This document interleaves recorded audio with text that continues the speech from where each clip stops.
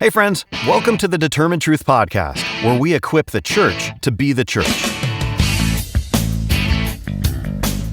Welcome. We are in week 2 of going through Hebrews. Last week we had the delightful Dana Harris on. I forgot, I remembered when you scheduled her, I'm like, oh, Dana, she was great. We had her on before. And then after we had her on last week, I'm like, oh, I forgot how awesome that woman is. Yeah, she's great. And even just talking before and after the show, just a great person. Yeah. Yeah. So that's time you had somebody way to great nail to talk down a to. good guest. You what? It's about time you had somebody great to talk to, because normally we just talk for like an hour or whatever. And you're like, whatever, dude. Are we done yet? Exactly. But this is the cross that you have to bear. I'm bearing it as well as I can. Anyways, moving right along. Last week we had Dana. We kind of did an overview. We're only going to do this in one more episode, so we're still doing overviews, but we're going to look at some more themes and get your perspective on what's happening. I'm not sure if you had different perspectives on the book as opposed to what Dana offered, and so that'd be interesting to hear those. But let's set the context. Where is the best place to start in terms of what we want to accomplish and what you'd like to talk about on Hebrews? Hebrews is probably one of the greatest books of the New Testament that most people have never heard of or studied or read, right? Wouldn't you agree with that? I think, did you ever do a class on the book of Hebrews when you taught at the church? Not only have I never heard a sermon series through the book of Hebrews, there's times where you might parachute into a week. I have never taught a class on the book of Hebrews. I've never taught Hebrews, that, so I don't have notes on this one. Hebrews is one of the first books that I did a deep dive, deep study, deep meditation on for a year or more, 30-something, a few years ago. I'm not that old. A few years ago. It was like probably right after the book was written. Yeah, exactly. I know you. And someone had a birthday over the weekend. Big guy. For 8 years, I taught at a church, as you know, where I led classes and training, and we had a great program, I think, that was there. And I required some of the students were just taking the classes for fun, whatever. But there was a formal program that some people were taking, and the formal program that people were taking, they were required to take a certain number of elective courses, which were always biblical studies. And so every term I would have a couple courses offered, and one might be a theology course, and then Gospel of Mark, whatever it might be. I never offered Hebrews. And the reason why I never offered Hebrews was I thought, as great a book is it to get into the book of Hebrews for 8 weeks, we're going to have to get to a level of a depth of study. It's just going to bore people. I don't know how I can keep them in, how I can keep the enrolled students coming for 8 weeks for a study. And so it was just a marketing issue. It was just one of those issues of, hey, look, I can teach you this book over here and you'll come, or I can teach you Hebrews and you might come for 3 weeks and go, okay, this is just over.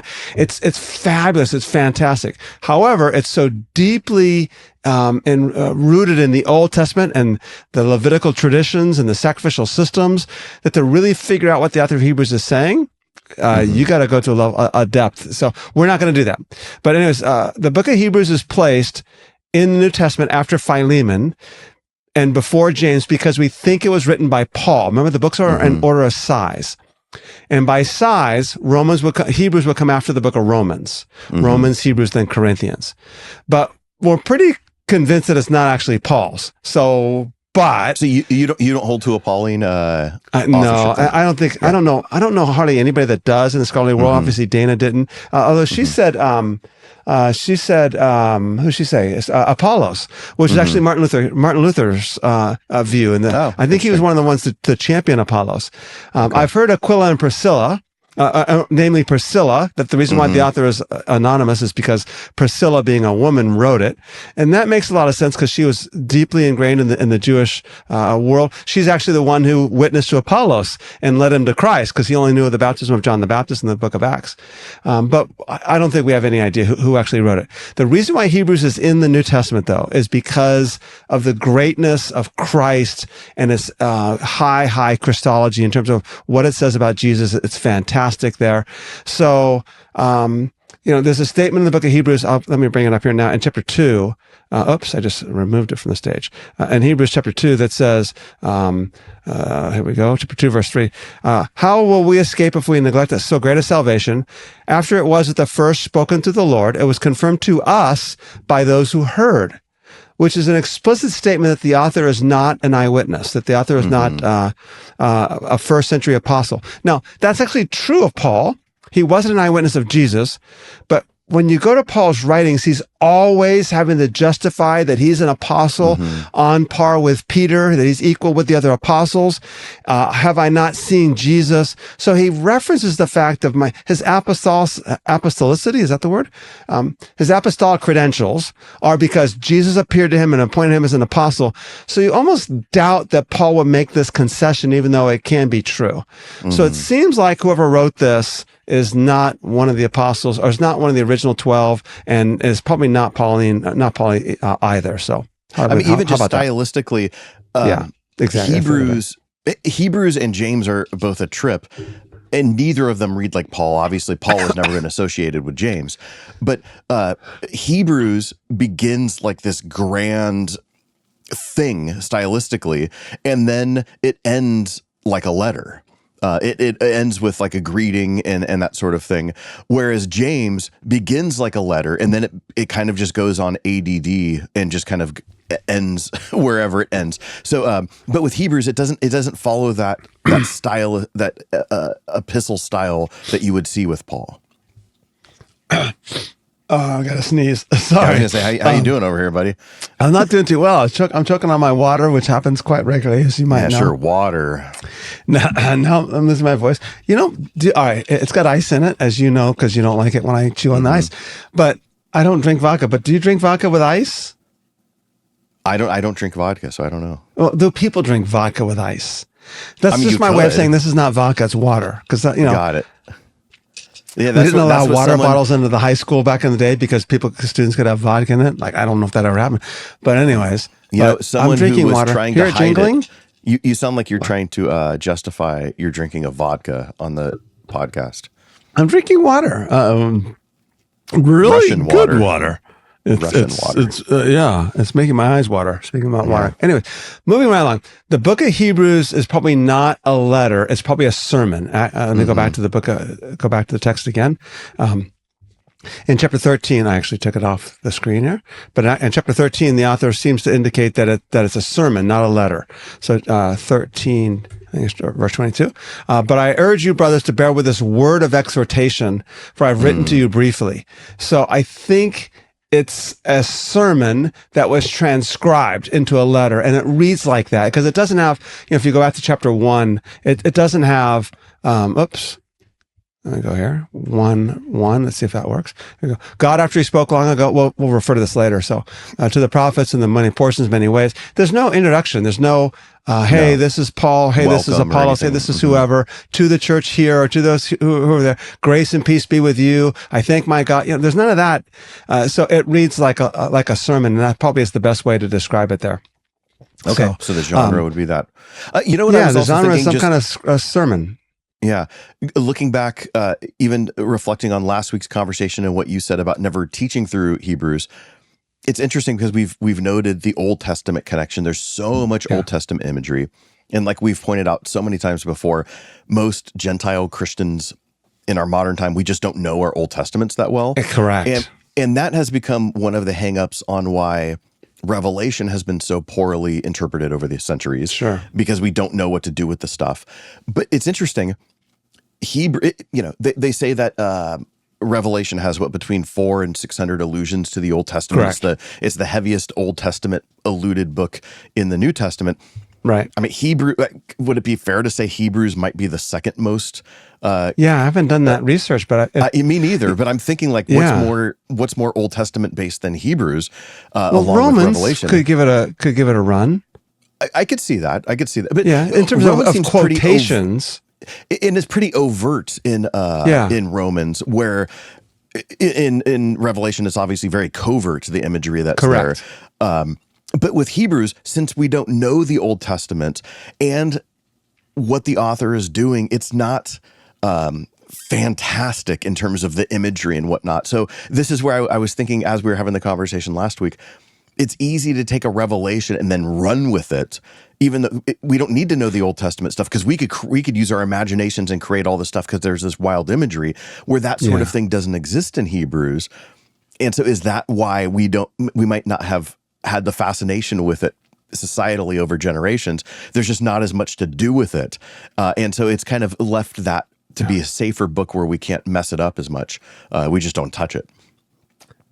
Sorry, I just smacked my lips there. I'm not sure what other, I know why I didn't teach it for those 8 years there. I didn't preach any sermons out of it when I was pastoring for 7 years after that.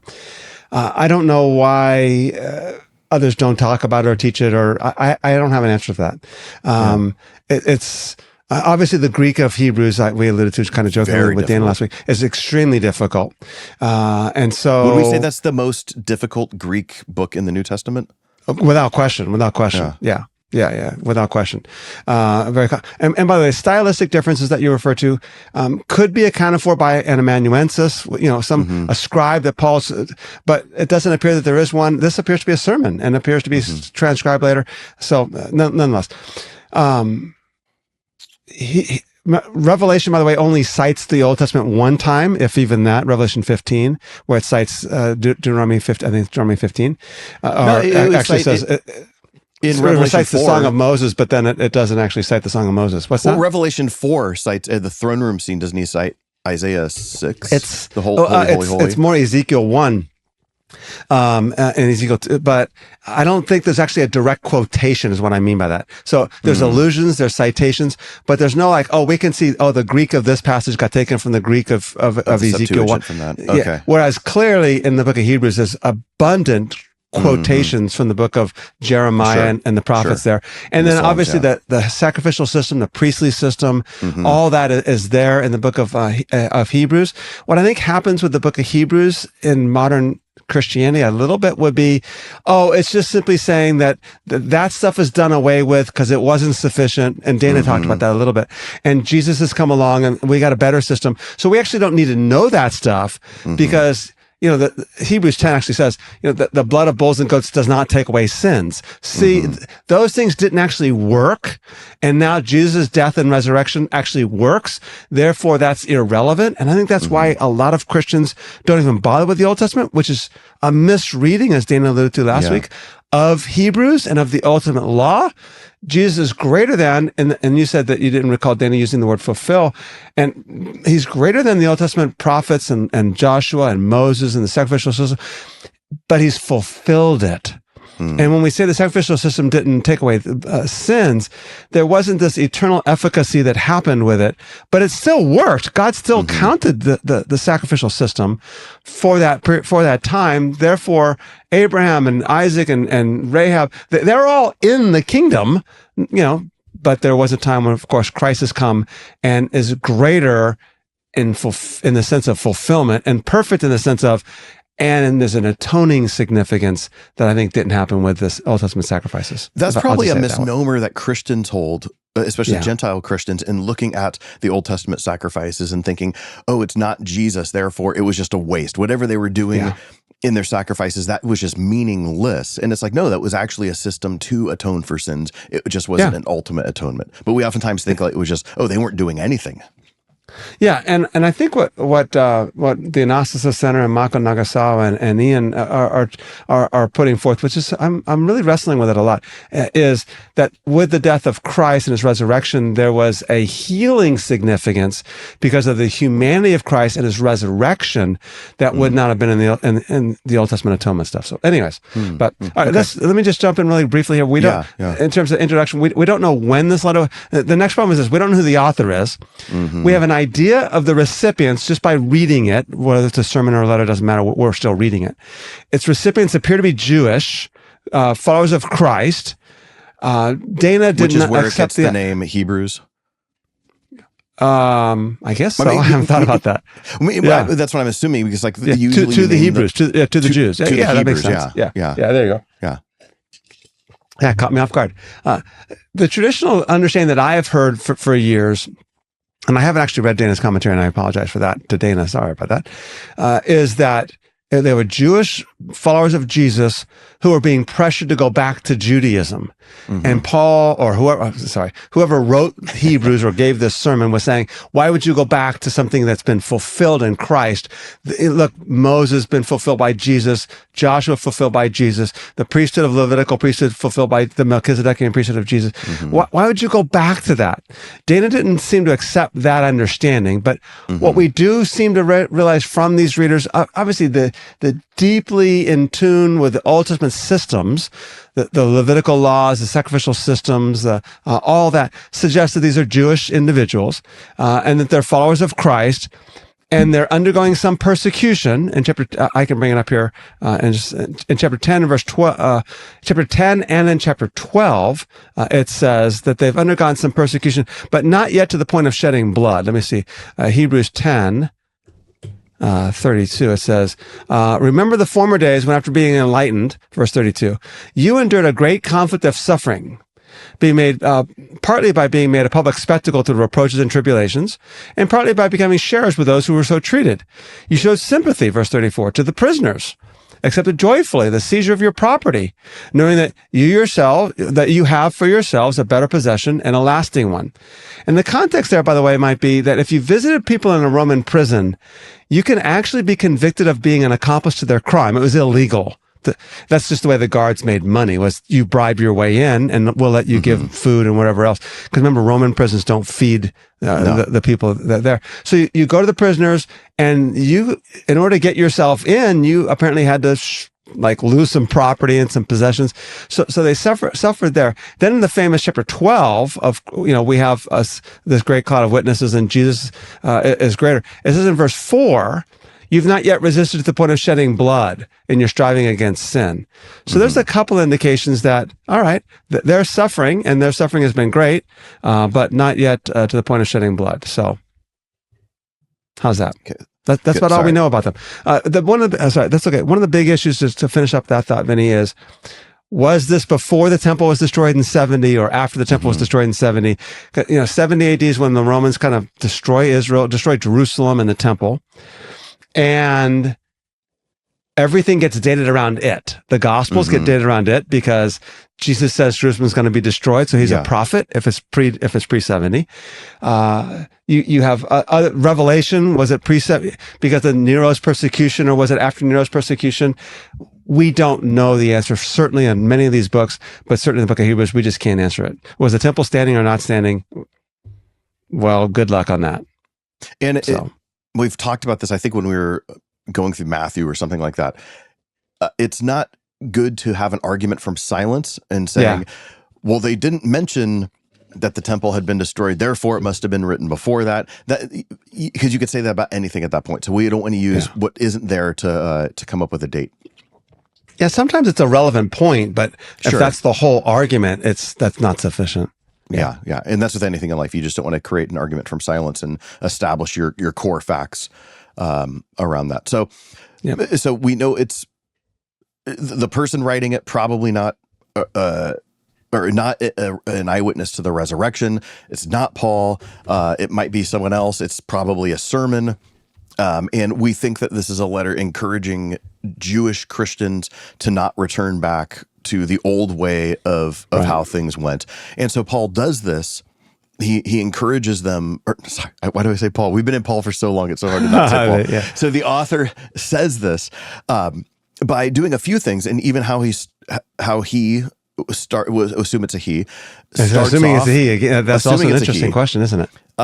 But starting off this with a very high Christology is what we'll say. I mean, this is, we could say, one of the highest Christologies in the New Testament.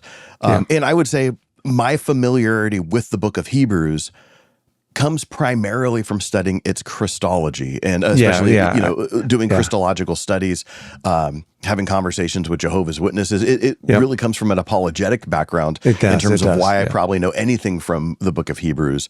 So why is the author engaging in this? And we should say, because you and I come from the same camp in terms of studying these sorts of topics, are we utilizing the book of Hebrews the correct way in putting Jesus on the Yahweh side of the equation in the way that we like to in our modern days? Is that what the author is trying to do with Jesus then? Is that what he's writing about? Fair enough. Sure. I mean, I think we said it at the beginning that its high Christology is why it's in the New Testament most likely. It seems to be suggesting the superiority of Christ to Judaism, but we got to be careful here, as we've said a number of times. I always say Paul did not convert to Christianity. He was transformed to being a Jew who did not believe that Jesus was the Messiah to a Jew who does believe that Jesus is the Messiah. We have to understand that early... Just to clarify that, what you're meaning is he's not moving to another religion. Correct. He's still a Jew. He's just accepting the Messiah. That's correct. What we call the parting of the ways between Judaism and Christianity, where they become distinct, what we might say as religious groups, doesn't happen until the 2nd century that we know of, maybe early 2nd century. The early Christians, or the Christ followers might be the better term, were, in the book of Acts, there's a ruling when Paul was in Corinth. The Jews bring Paul before the Roman officials in Corinth and say, before Gallio, and say, hey, this guy's teaching things that are foreign to our ways, saying that there's another king. And what the Jews were trying to do there is to say, these guys are not espousing Judaism. And as a result, remember, Judaism was actually a legal religion in the Roman Empire. So if they declare, oh, that's another religion, because we, the Jews, are the ones who are saying this is not Judaism, then that makes Christianity distinct, and they don't have legal protection. Gallio's ruling is, this is just disputes about your law, about you say this, you say. And as a result, Christianity, or the Christ followers, came under the umbrella as a legal religion in the Roman Empire, as a Jewish sect, as a sect of the Jewish religion. And in many ways, that's probably the best way to say it, because we want to say Judaism's bad, the law is bad, and that's not the case. Romans 7 explicitly says the law is good. It's holy and pleasing to God. The law all along was telling us about Christ and the gospel and the kingdom. And so it's not that, and that's the book that we're working on right now, that Ian and I are trying to finish up here in the next month or so. Hopefully we'll get it off to the publisher. That when you read the New Testament, you're saying, Jesus says, I didn't come to abolish the law, Matthew 5, I think it's verse 17, but to fulfill it. We have to read Jesus as the fulfillment of this. So when we say that the superior of Christ to Judaism, in the sense of like what we consider Judaism and the ways prior to Christ, in other words, the sacrificial system was inferior to the sacrifice of Christ. The priesthood of the Aaronic priesthood, which we'll see and explain why, was inferior to the priesthood of Christ. That doesn't mean it was lacking or bad or wrong. It just means it wasn't sufficient in comparison to what Christ did. The covenant of Moses was not equal to the covenant of Christ, because that was the covenant with his blood, the communion. A new covenant I give unto you. So we have to read it in this light here of saying this is the Old Testament, but it's being fulfilled in Christ, and it's, I don't want to say the word replace, because that has so many meanings in modern dialogue that you know about. But it's fulfilled these things, and therefore annulled them in the sense of saying these things are not acceptable any longer, because the greater, more perfect sacrifices, to use the Hebrews language, has come. We don't sacrifice blood in bulls and goats. Let's go back to modern political issues. Oh, the Jews are going to rebuild the third temple someday, because the prophets say this. Like, Jesus himself, folks, is the temple that the prophets were pointing to. But anyways, if the Jews go back and rebuild a temple in Jerusalem someday, and maybe it happens, it's not a fulfillment of prophecy in my mind, and they begin to sacrifice animals, those sacrificing of those animals have no efficacy in light of Christian theology. The sacrifice of Christ is sufficient, and there's no more sacrifices.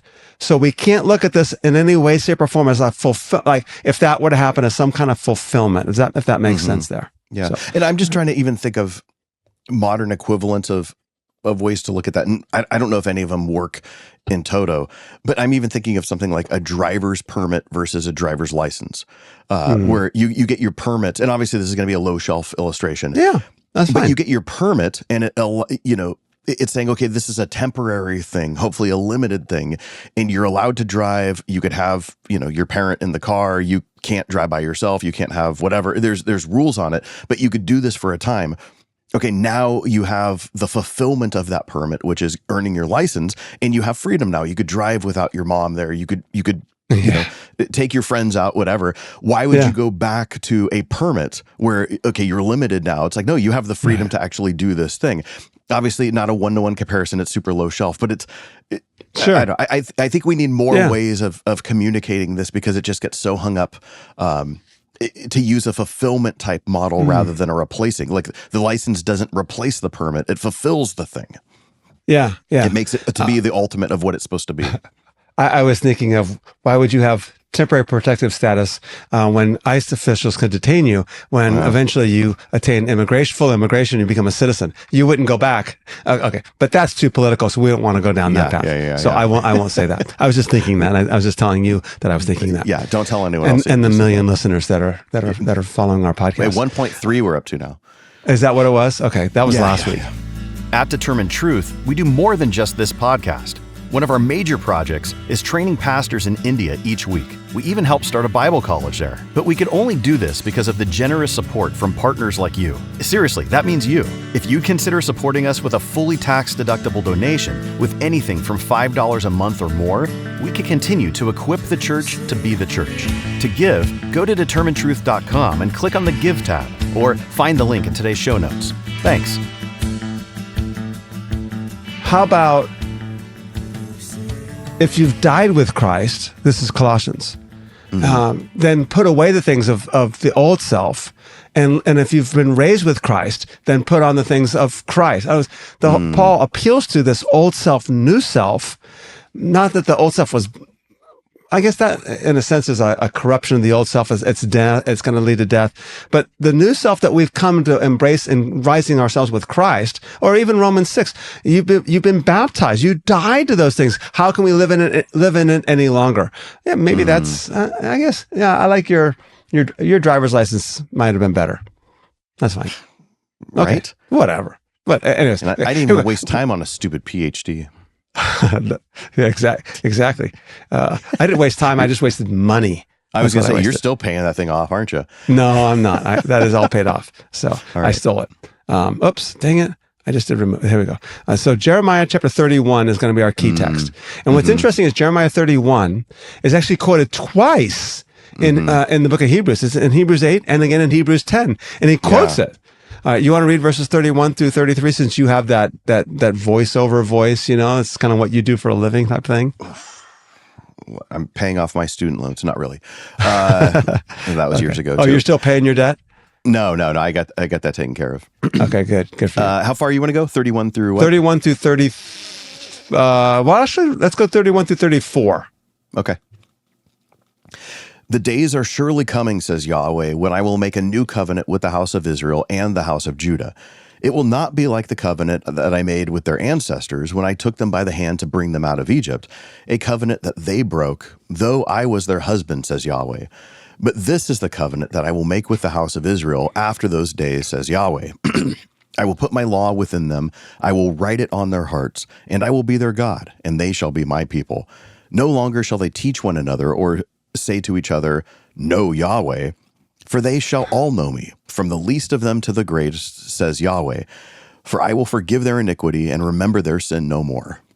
All right, so let me give you a little coaching on this, because you did a pretty good job. I really like the part where he's like, "No Yahweh." That was excellent. But I think you need to go back earlier, like verse 32 again. Okay, my covenant which they broke. I mean, you got to. It's like they broke. Okay, you got to the emphasis, accent that. Although I was a husband to them, they broke it. Maybe even like in a New Yorker voice. A covenant that they broke. Like, is it, you're reading God as being kind of frustrated here? Yeah, I think it's the prophet. It's the prophet speaking for God. So God's not saying it, but the prophet Jeremiah, I'm telling you what God said. And he's like, the dude upstairs. And all right, we won't go down that path. So Good notes. Good notes. Yeah, very good. You're getting better, by the way. Pretty soon, thank you. Maybe you can do one of my books. Really? That would be the honor of a lifetime. Which you could find on Audible now, Land of Contention by Rob Dowling. Very good. We should put it up on the screen, right? I'll do that. Yeah. Commercial brought to you by VinnieTalks.com. I could be an official sponsor of the Determined Truth podcast. There you go. Land of Contention, up in the top right corner of your screen. You have that written by Rob Dalrymple, narrated by Vinnie Angelo. Very good. See. And next week on our show. Yes. So we read Jeremiah 31, not the only place that this appears in the New Testament, right? I'm trying to think. Where else do we see Jeremiah 31? I'm pretty sure it's in Paul and Romans. Yeah. I haven't thought about that off the top of my head. Yeah, it's I'm trying to remember where else we see that, because we do see it certainly places. Jesus is alluding to the new covenant, and that's it there. And you see the Emmanuel principle that's alluded to there. You see several times in the New Testament that I'll be their God, the moon, my people. Revelation 21, of course, is going to cite that passage and elsewhere. Yeah. Yep. Okay, good. So 2 Corinthians 6 is going to have the Emmanuel principle. So that's also going to be Jeremiah 31. Yeah. Yeah. So going through the high Christology, first, do you want to define what does high Christology mean? And what are ways that we start seeing that starting right off the bat in chapter 1? Well, high Christology would be just a way of saying that we recognize Jesus as, like Philippians 2 kind of language, who, though being in very nature God, did not consider equality with God something to be grasped, but humbled himself, became man. So we're recognizing the fact that Jesus is Yahweh, as your translation says, this divine name he has the name above every name. He is Yahweh. A lower Christology might say, Jesus was maybe a docetic idea. Well, he only looked to be, actually Docetism would say he only appeared to be human. He appeared. It's like, no, we're saying he actually was the incarnation of God himself, instead of just being like some human being that the Holy Spirit kind of came upon and he was just an empowered human. No, he was divine himself. This idea of Christ himself is indeed Yahweh himself. How's that? Okay. So usually like the Gospel of John will be said to have the high Christology, and then we don't see that throughout the rest of the New Testament. But Hebrews, I mean, I just read this, and there's so many times where the Psalms that are quoted about Jesus are Psalms that are directly spoken of God himself. Yeah, that's right. Let's go ahead and jump to Hebrews chapter 1. Let me see if I can bring it up on the screen. Let's see that one there. Should do it. You want to read, let's start Hebrews 1. Let's read verses 1 and 2 to kind of get started with. Okay. Hebrews 1 and 2. No, 1 and 2. 1 and 2. I have my software on my screen so I can see that better. That's okay. Long ago, God spoke to our ancestors in many and various ways by the prophets. But in these last days, he has spoken to us by a Son, whom he appointed heir of all things, through whom he also created the worlds. And we alluded to this last week with Dana, that what you see, the contrast is, look, in the past, God spoke to us through the prophets in many different ways. In the last days, and that's an interesting, eschatological thing. Look, the last days are already here. Throughout the New Testament, you see that. The last days are already here. He's spoken to us in his Son, whom he appointed heir of all things. Colossians 1, he's the firstborn over all creation, for by him all things were made. And he's the heir of all things. Okay. Through whom also he made the world. You see the Son involved in the creation of the world. Okay, now let's go ahead and go through chapter 3, verses 1 through, chapter 1, verses 3 through 8. Okay. He, Christ, is the reflection of God's glory and the exact imprint of God's very being, and he sustains all things by his powerful word. When he had made purification for sins, he sat down at the right hand of the Majesty on high, having become as much superior to angels as the name he has inherited is much more excellent than theirs. For to which of the angels did God ever say, "You are my son, today I have begotten you"? Or again, "I will be his father, and he will be my son"? And again, when he brings the firstborn into the world, he says, "Let all God's angels worship him." Of the angels, he says, "He makes his angels winds, and his servants flames of fire." But of the Son, he says, "Your throne, O God, is forever and ever, and the righteous scepter is the scepter of your kingdom." I'll finish this out. "You have loved righteousness and hated wickedness. Therefore God, your God, has anointed you with the oil of gladness beyond your companions." Okay, very good. In verse 10 and 11, right? You created all things, verse 10. The heavens are the work of your hands. They're going to perish, but you remain. So it goes on to describe, "Sit at my right hand," verse 13, "until I make your enemies a footstool for your feet," which is Psalm 110. And this is Psalm 102, right? So this is a Psalm 102. Yeah. This is a hymn about Yahweh. And now the author of Hebrews is taking this hymn about Yahweh and saying, no, this is Jesus.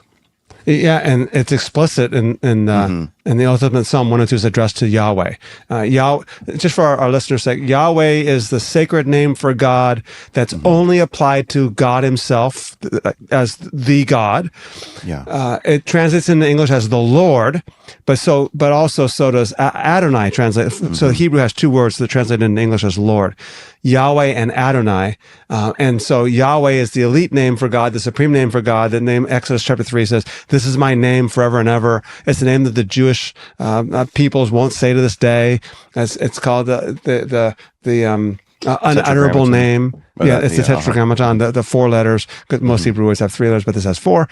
But nonetheless, so it's the sacred name. And so Psalm 102 is addressed to Yahweh himself throughout, and yet it's being applied to Jesus here. So what you see in this chapter then is verse 3, chapter 1, verse 3. He's the exact representation of his nature. He upholds all things by the power of his word. He sat down at the right hand of majesty. And then he's better than the angels. And the first, what we're going to see in Hebrews is he's going to the author, or he or she, is going to systematically go through key facets of Judaism, I'll just say it that way, saying that Christ is superior to it. And as Dana said last week, that doesn't mean that it was bad and it's been replaced by something better. It's just saying it was there, it was good, but something greater has come along. So in the Jewish world, this is kind of important for a number of things that you see kind of subtly in the New Testament. In the Jewish world, angels were highly esteemed, highly revered. I was going to ask, like, why start with angels? Because in the Old Testament, I mean, we don't see a lot of angels happening there's obviously those big moments where, like in the book of Daniel, or there's a couple places where an angel pops up. But is this something that grew in popularity in the intertestamental period? It'll be interesting. I haven't studied that in depth in terms of Judaism and tracing its lineage through Judaism. You have this Jewish conception that's certainly there by the time we get to the New Testament and some of the Second Temple literature. That says that the scriptures were mediated through angels. In other words, that Moses might have gotten the message from God, but God through an angel. And that's actually the case in Revelation chapter 1. I can bring it up here on the screen here for our sake. Let me see here. Revelation chapter 1. Very good. Let me go over here to that there. Revelation chapter 1. This is why John seems to fall down and worship an angel, Revelation 1:1. The revelation of Jesus Christ, which God gave him to show to his bondservants the things that must soon take place, he sent and communicated it by his angel to his bondservant John. And one of the things that's interesting with the book of Revelation then, of course, becomes this question that is, do we put any of the words in Revelation in red letters? Because it clearly says God to Jesus, Jesus to an angel, the angel to John. And so John falls down to worship at the feet of the messenger, and the angel says, don't do that. He's like, thought you were Jesus. I mean, Revelation 22 is an interesting account because he falls down to worship at the feet of the angel, but the angel said, I'm coming soon. It's like, that's Jesus's words. In fact, in my translation, I think it's 22:6. It's actually in red letters, right? And so, wait a minute. The point of that is there's a Jewish tradition that angels are exalted beings. They're above humans. Being human is lesser than an angel, though we will be resurrected to be higher than angels. And that's why you see in the book of in 1 Corinthians 6, Paul says, like, don't you know that we will judge angels? There's a high esteem and valuation of angelic beings. They're authorities. They're not to be messed with. They're above us, and they're the mediators of the scriptures themselves. And so the first thing that author... without even going on a tangent, would this be the Jewish understanding of interpreting something like Genesis 1:26? Let us make man in our image. Obviously, a traditional Christian understanding is, that's the Trinity, but that's not going to make sense in a in a Hebrew context. Do they understand "let us" as being part of that heavenly gathering of God and his angels being involved in creation? I'm curious on this one. I'm asking a leading question. So Genesis 1:26 actually is a little bit more complicated than that because it's easy for us. I think you and I would be comfortable saying that they're all angelic kind of beings. But I think amongst the scholarly, like the Old Testament scholarly world, they would say that there are different classes of beings. That the Elohim are not necessarily angelic beings. Okay. And so that's the question. So I think what you see in what I would say about Genesis 1:26, let us make man in our image, is that he's speaking to the Elohim or the divine council. And it might not be all the Elohim, but it might be the divine council. And it is the divine council. And are the divine council angelic beings? Well, Michael appears to be on it, and he seems to be an angel. Satan is, the Satan, whatever, Lucifer appears to be, and he appears to be an angel. So I think you and I would be comfortable saying they're angelic beings, but I'm not certain that all the scholarly community would be comfortable saying that all of the divine council are angelic beings. I can check that out and see what they might say. I mean, speaking of Michael, not the archangel, but like a Michael Heiser, who writes on this, is an Old Testament scholar who passed away a few years ago. This is where he jumps into issues like of Psalm 82 and the divine counsel that's happening there. Correct. And it's this idea, and I'm even thinking back to when we had Dr. Jace Broadhurst on and spoke about this when we were talking in the Gospel of Mark. So is it going along with that idea of how the ancient world would have viewed other immaterial beings as being, there's something divine about them, but they're not Yahweh? Yeah, exactly. Psalm 82, God takes a stand in the solemn congregation. He judges in the midst of the rulers, and this is the divine council. And I'm pretty sure that this might even be Elohim. I have to bring my Hebrew up right now, which I didn't do.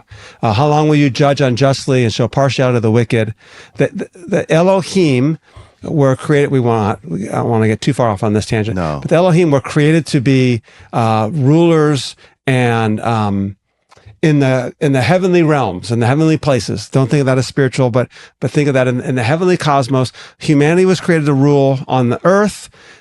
The angelic rulers were created to rule in the heavenly realm. Some of those heavenly rulers fell. We'll say the word fall. They fell.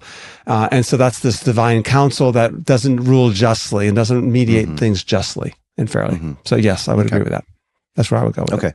Okay. Sorry for the offer. No, you're but look totally at fine. us, 2 ADD guys, and that was a quick detour. Dude, thumbs up to us. Oh, cool. Because I think we're back on now. That was a quick detour. Okay, very good. Okay. So ultimately, there is a big theology or an angelology that would exist amongst first century Jewish folks. And the point that the author is making is that Jesus is better than all these guys, and we hold a high view of angels. Yeah, correct. And I'm just going back to Hebrews 1 for just a second here. So, to which of the angels did he ever say, verse 5, you're my son? Like, never. Okay. I'll be a father to him, he'll be a son to me. He brings his firstborn in the world, that's Christ, and don't think of that as created, of course. And he says, let all the angels worship him. But of the angels, he says, who make his angels winds and his minister. But of the Son, verse 8, your throne, O God, is forever and ever. So it's clear this contrasting between angelic beings and Christ, and the answer is Christ is clearly superior to the angelic beings. Okay. Yeah. So he moves on then to discuss other aspects of Judaism, like Moses, how Jesus is better than Moses, which, I mean, do you get a more prominent figure other than Abraham? Do you get a more prominent figure? I mean, Moses gave the law. Exactly. All right, let's go to Hebrews again, Hebrews chapter 3, and let's read verses 1 through 6. If you want to do that, I'll just scroll down this way. Hebrews 3, 1 through 6. Yes. 3. Therefore, brothers and sisters, holy partners in a heavenly calling, consider that Jesus, the apostle and high priest of our confession, was faithful to the one who appointed him, just as Moses also was faithful in all God's house. Yet Jesus is worthy of more glory than Moses, just as the builder of a house has more honor than the house itself. For every house is built by someone, but the builder of all things is God. Now Moses was faithful in all God's house as a servant to testify to the things that would be spoken later. Christ, however, was faithful over God's house as a son, and we are his house if we hold firm to the confidence and the pride that belong to the hope. You said through verse 8 or through verse 6. That's good. Okay. There's your contrast. Moses was faithful as a servant in the house.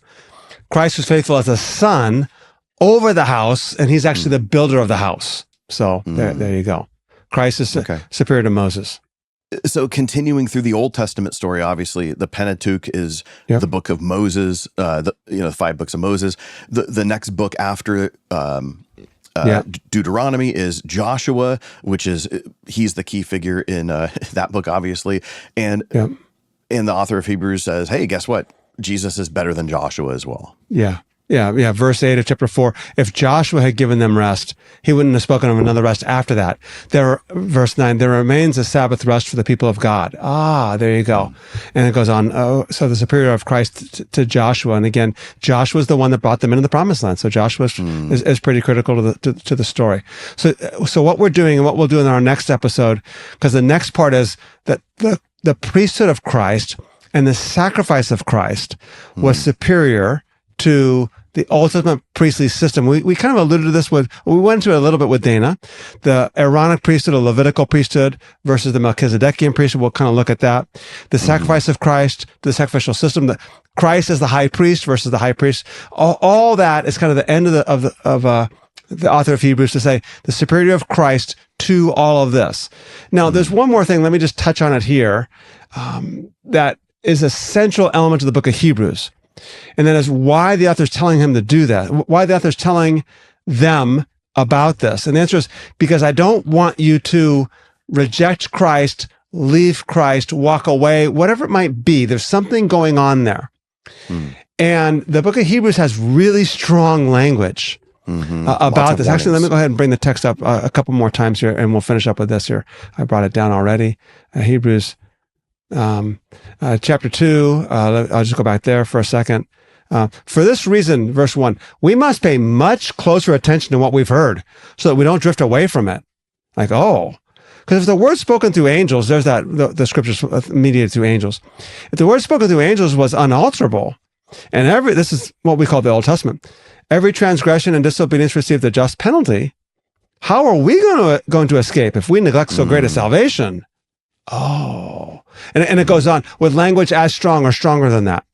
And in fact, so whatever's happening in Hebrews is the people are being tempted to go back to Judaism or whatever that might mean, to reject Christ and whatever it is that they're rejecting.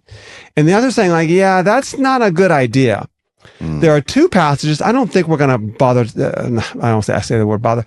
I don't think we're going to take the time to kind of get into them because it's kind of deep. In Hebrews 6 and Hebrews 10, that both seem to indicate, they've lost their salvation. And those who believe that, eternal security is not true, that you can lose your salvation, they're going to go to Hebrews 6 and Hebrews 10, to which I would simply say this: we can't simply dismiss those arguments too easily, Presbyterian, okay, great. Eternal security, yeah. The way I look at those passages here really briefly, Vinnie, and then you can comment as we finish up, is I don't preach eternal security from the pulpit. I don't deny it.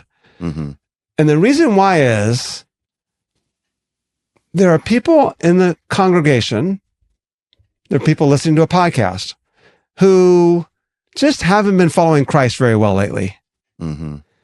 And it's not my role. It's okay. Don't worry about it. No, there are times I should go to church. There are times that I should go to a podcast. There are times I should read whatever it might be. And I should just not feel comfortable right now because you just nailed something on me. Yeah, you're right. I did this or I've been doing. Yeah, okay. I need to be convicted of that. And if I just simply go, at the end of the day, we're all going to go to heaven because you can't lose your salvation, I think it's problematic from our preaching and teaching and encouraging, because what we are to do as podcasters, Vinnie, as teachers, as pastors, as preachers, or whatever, is to exhort God's people to faithfulness, to imitating Christ, and never to be comfortable in the security. I'm fine. I'm okay. Now, there are other people in the congregation who are doing a great job, but they don't feel like they are. They're down on themselves. And I don't want to beat them up and say, you got it, you can do it. And that's the difficulty of sermons that we've discussed before. You kind of have both those people. So I try to be careful with this in preaching the fact that, look, Hebrews is really emphatic. We must pay much closer attention to what we've heard so that we don't drift away from it. Because if the word spoken through angels was unalterable, then how are we going to escape? Okay. That's there. Revelation, the one who overcomes, that's there. But I think it's also our job to pastorally encourage the one who they're struggling, they don't have self-confidence, but their faith is there and whatever. So, all right, I'll let you comment on that. This is where I think the American theology has really messed a lot of stuff up. So even the concept that most people are probably familiar with is once saved, always saved. Exactly. Which I just think that concept and that phrase is so damaging in so many ways. I mean, conversations that I've had with people over the years where, well, my son went to VBS when he was 7 and he said the prayer. So even though he hasn't been at church since high school and he lives this way and blah, blah, blah, we know he's still going to heaven because he got saved when he was in VBS or whatever it might be. And that's probably something that the mom or the grandma wants to believe to give her comfort, but it's probably not reality if your kid is not demonstrating any sort of sustaining faith. And so there's part of it where it's like, this can be so damaging to people to give someone a false hope of something. And it also, it just completely ignores the ethical commands that God's people are to carry out in real time. Yeah. No, you're supposed to live a certain way. However, there's also, what about the person who has walked the aisle 15 times over the last 3 weeks because like, oh, I lost my salvation. And so, I do come from the Reformed camp, and I do think the idea of the perseverance of a saint, I that's where I would feel comfortable using that language. And what it says instead of preservation of the saints, it's perseverance. Yeah. And it's saying like God's people will persevere to the end. And that's a demonstration of what they have, how they have been changed internally. And I'm comfortable with that kind of phrase because it doesn't make it as this sort of lottery ticket. It's not the Bobby Bonilla contract. Whereas, this is coming up for us. Every July day on 1. July 1, Bobby, he could blow all his money and he's going to get another couple $1 million. It's not that. And that's where I think once saved, always saved is kind of Bobby Bonilla was a former MLB baseball player, and he signed to this deferred contract. So he hasn't played in 15, 20 or 30 years. 30 years. Yeah. I mean, he was big in the 80s and 90s. Yet he still gets paid because he had this great deferred contract from the New York Mets. And that's kind of what we have in this once saved, always saved theology. And that's just not helpful because it just means, hey, I could blow the trust fund and I'm still fine. But there needs to be something for the people of God who are legit struggling, and they shouldn't be constantly worried about their position in Christ. That's right. So right now, the working title of the book that we're trying to finish here in the next month and a half is Beyond Ourselves. The idea of that is the gospel is beyond ourselves. But what we've made Christianity in America, for the most part, and we're just being generic here in America, is we've made it about ourselves. You need to be saved. You need to accept Jesus as your Savior. You're okay because you have done, because you were, you said that. It's like the focus of all of that, even the appeal of you need to be saved so you don't go to hell. All of that is self. Now, I'm not saying that there's no self or appeal to self, because sure, in Christ we get peace, in Christ we get grace, in Christ we get security. That's true. But the idea of Christ and the idea of the Christian faith is, if you want to be my disciple, deny yourself, take up your cross and follow me. It's about Christ is Lord and I'm not. So that's one of the dangers. Now, at the same time, I'm not going to do a funeral service and go, I'm sorry to break it to you folks. I think he's burning right now. I don't think, you guys are taking comfort because in 8th grade, he said this prayer at a camp. He didn't live that way. I'm not doing that. No. And to that mother whose son's gone wayward, I'm going to let you be okay with that. Absolutely. And be okay with maybe he has faith and I don't know. Or maybe he has, and he'll come back to his faith. We don't know that answer. And I want to be really careful about that. I'm never going to go, that person did not, my brother passed away, as you know, 5 months ago or whatever. Yeah. And my older brother is like, I'm just praying every day and hoping that he really did accept Christ, because, he had these conversations with him in his last year. And that's great. And I have no problem with that. Hold on to that hope that maybe someday we'll see him again. I don't know the answer to that. Sorry about that. I don't know what that's going to mean. And we don't either. But there's also a side of because he accepted Christ in 8th grade at a camp and he's lived like hell ever, I'm not going to bother trying to encourage him to come back to his faith. Because I'm okay with, this just chokes me up, this conversation. Sorry. Excuse me for that. But because I know he's secure in his salvation, it's like, so there's a positive side where I want that mother, that grandmother to feel in her heart, you know what? We baptized him. He was discipled and he came to faith, and maybe it indeed was legitimate. He's gone wayward now for a while. Let's hope and pray that he comes back. Yeah. I want to resonate with that, but I also want to say, but don't just sit there and not trying to do anything about trying to reform him and help him or her get reformed to come back to that faith because, oh, he's okay, he's going to go to heaven because he accepted Christ. So there's a balance there. So if that helps. Well, and even biblically, you see someone like Paul doing the same thing. He's writing to the Galatian Christians, and they're because of the Judaizers or whatever we want to call those people who were emphasizing the law. There was a higher view of the law and placing that higher view on the law of Moses, and we already addressed that in Galatians a while ago. Yeah. But Paul kind of is pulling them away from that, saying, hey, we don't need this anymore. It was a guardian. We're kind of done with this thing, right? It actually is not beneficial for us anymore. Whereas you look at the book of Romans, and like you said in chapter 7, and even that whole time from 4, 5, 6, and 7, all those chapters, it's because there's probably a predominant Gentile church now, they're probably minimizing what the law was. And Paul's like, hey, no, the law is a good thing. Look at what this has given us. And so there's a balance there in terms of even how Paul is presenting this. And I think for theological topics like this, it's good to have that balance. And sometimes you need to pull one side, you need to pull that paradigm over a little bit further to help center people. Yeah, Revelation obviously is where I would go for that conversation, but there's the whole I stand at the door and knock, as you know, and that is he's knocking on the door of the church, like saying, let me in. Yeah. He's not knocking on the unbeliever's heart. He's knocking on the door of the church. You think you're okay, but you're naked, miserable, poor, blind, or you're poor, blind, miserable, and naked. I advise you to buy from me gold. The church in Sardis is sleeping. Wake up. Right? Lest you be, the whole idea of the one who overcomes implies that if you don't overcome, and there's tension there. And I think theologically, this is what I have the problem with theologians, where they want to have it all figured out. Not all theologians do this. They want to have it all figured out.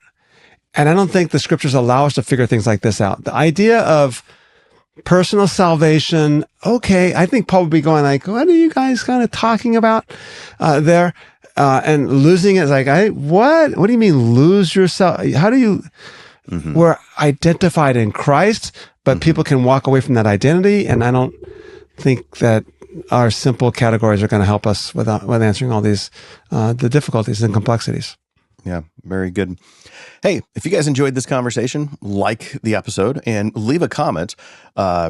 And what do you think about that concept of once saved, always saved? Is that something that has come up with you in your church setting? Is that something that has never been said? Is that something that's said a lot?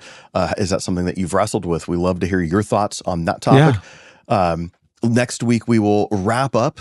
We're saying we shouldn't speak in absolutes, but the plan is to wrap up Hebrews next week, and then we'll move into James. Look at this. We're actually doing what we originally planned on doing. What a great chiasm this we started with that. We finished with that.